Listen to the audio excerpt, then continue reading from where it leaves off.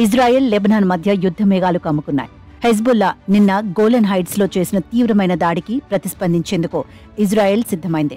Lebanon వైపు నుంచి Hezbollah ప్రయోగించిన రాకెట్లో మాస్దల్ షామ్స్ అనే ప్రాంతంలో 12 మంది ఇజ్రాయేలీ పిల్లలు, యువత ప్రాణాలు బలిగొన్నాయి. ఈ ఘటనతో పశ్చిమాసియాలో ఉద్రిక్తతలు పతాక స్థాయికి చేరాయి. ఈ పిల్లల హత్యకు హెజ్బుల్లాపై తీవ్ర స్థాయిలో ప్రతీకారం తీర్చుకుంటామని ప్రధాని నెతన్యాహు హెచ్చరికలు జారీ చేశారు.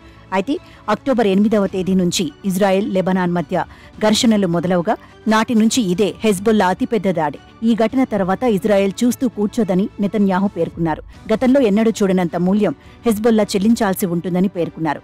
ఈ ఘటన జరిగే సమయానికి ఇజ్రాయెల్ ప్రధాని నెతన్యాహు అమెరికా పర్యటనలో ఉన్నారు. కానీ దాడి వార్త తెలిసిన వెంటనే ఆయన అర్ధంతరంగా స్వదేశానికి బయలుదేరారు. సాకర్ ఆడుకునే పిల్లలను హత్య చేశారని, ఇతరులు కూడా ప్రాణాలు కోల్పోయారని ఆయన అన్నారు. ఆ దృశ్యాలను చూసి నా హృదయం ముక్కలైందని పేర్కొన్నారు.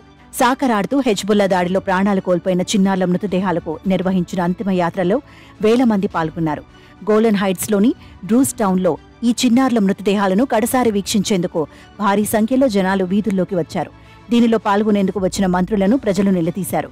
ఈ కార్యక్రమానికి హాజరు కావడానికి మీకు సిగ్గు లేదని వారు దూషించారు. దాదాపు 9 నెలలుగా లెబనాన్ వైపు నుంచి దాడులు జరుగుతున్నా తమని వదిలేశారని నిందించారు. అయితే ఇన్నాళ్లు ఓపిక పట్టిన ఇజ్రాయెల్ ఇక లెబనాన్తో పూర్తిస్థాయి యుద్ధానికి దిగుతుందని రక్షణ రంగ నిపుణులు ఆందోళన వ్యక్తం చేస్తున్నారు. దీనికి తగ్గట్లే ప్రభుత్వ ప్రకటనలు కూడా ఉన్నాయి. మరోవైపు అమెరికాలోని బైడెన్ సర్కారు కూడా యుద్ధం మొదలవుతుందని అంచనాల్లో ఉంది. దాదాపు 10 నెలల నుంచి ఏం జరగకుండా అడ్డుకున్నామో ఇప్పుడు అదే జరిగినట్లుందని ఓ అధికారి వ్యాఖ్యానించారు.